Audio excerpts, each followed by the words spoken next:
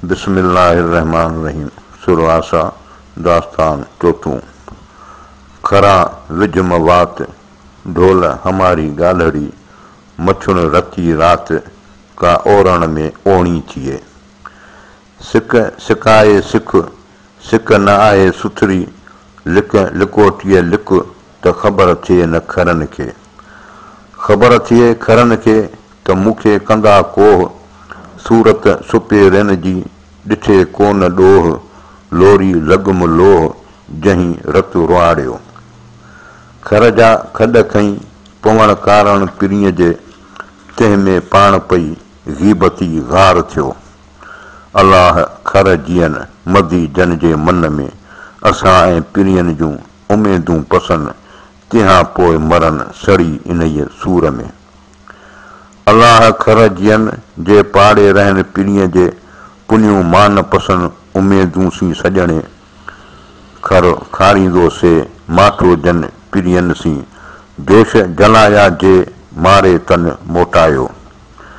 खर खे खपुर खाए नाग मणियारो निकिरी, उभी जो ओनाए सुण भुण संदी सजणे।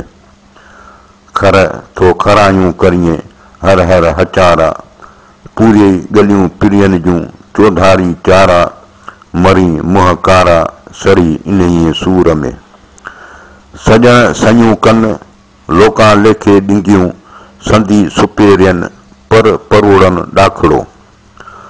न को मुंह न मुहाड़का, न को डेघ न वेल, इहे उहो ई खेल कोर परोड़े की न की। हौसलो हैरत जो आहे न मथे आम, संदी मोहबत माम कोर परोड़े की न की।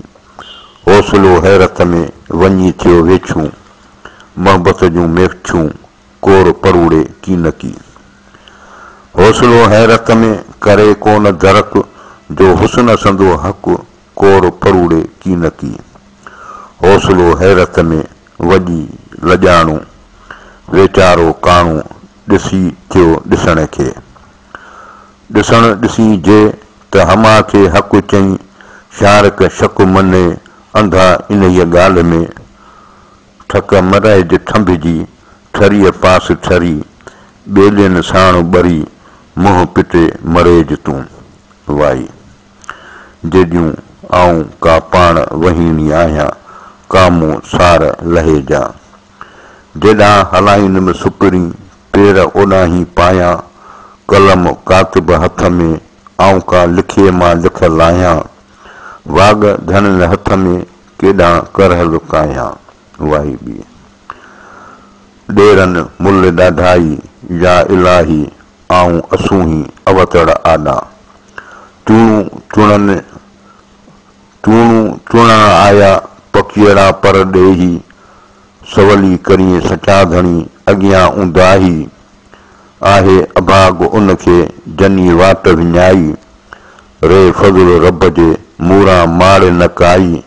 आया मलक अलाह जा है कंदा हे काई, आऊं सिंधी हू अरबी कीअं परोड़ बि वाई। वल्लाहु अलम।